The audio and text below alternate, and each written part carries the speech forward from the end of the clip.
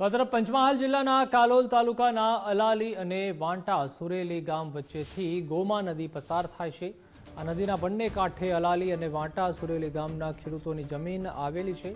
અહીં નદીમાં પાણી સંગ્રહ માટે 2 ચેકડેમ બનાવવામાં આવ્યા છે, જેના થકી ખેડૂતોને સિંચાઈ સુવિધા ઉપલબ્ધ થઈ છે। પરંતુ ચેકડેમમાં પાણીનો ભરાવો થતાં ખેડૂતો, વિદ્યાર્થીઓ સહિતનાઓનો સીધો અવરજવરનો માર્ગ બંધ થયો છે। બીજી તરફ અન્ય વૈકલ્પિક માર્ગ છે, જે 14 કિલોમીટર લાંબો છે, જ્યાંથી રોજિંદી અવરજવર કરવી સ્થાનિકો માટે શક્ય નથી અને પરવડી શકે તેમ પણ નથી। આ પરિસ્થિતિ વચ્ચે સ્થાનિકોએ નદીમાં કોઝવે બનાવવાની રજૂઆતો કરી, પણ જેનું પરિણામ આજ દિન સુધી મળ્યું નથી, જેથી સ્થાનિકોએ કોઝવે બનાવવાની રાહ જોયા વિના જ બજારમાંથી પ્લાસ્ટિકના પીપ લાવી એક તરાપો બનાવી દીધો છે। બંને કિનારે દોરડું બાંધ્યું છે, જે જરૂરિયાતમંદને નદી પાર કરવી હોય એ આપમેળે તરાપામાં બેસી દોરડું ખેંચે એટલે અવરજવર થઈ શકે। પરંતુ અવરજવર ખૂબ જ જોખમી છે। નદીમાં મગર પણ રહે છે અને મધ્યમાં પાણીની ઊંડાઈ 15 ફૂટથી પણ વધારે છે।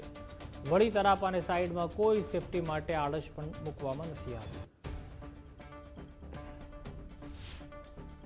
નાવડામાં બેસીને દોરી ખેંચીને પેલી પાર જવું પડે છે। ચોમાસામાં પાણી આવે તો સ્કૂલ જવાતું નથી, રજા પડે છે, તેથી અમારું શિક્ષણ કાર્ય બગડે છે। સરકાર પાસે માંગ છે, અમને નાનો પુલિયા જેવો પુલ બનાવી આપે અવર જવર માટે। પણ અમારે અવર જવર માટે અમારે 70% જમીન નદીથી આ પાર આવેલી। હવે અમારા ખેત મજૂર હોય, ખેતી કરવા માટે અમારે ઘણી તકલીફ પડતી હોય।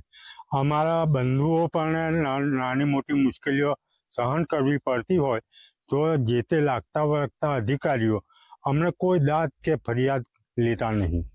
અમારી નદી પર ક્ષેત્રો છે, અમારે કેવી રીતે આનું નાવડું ખેંચીએ અને ભવિષ્ય તૂટી તો અમારે શું થાય?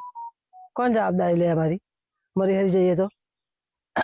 અને ચોય મારે દાડાના 2-4 નદી પાણીના મારે ધક્કા હોય જ, અમે આવીએ જ છીએ।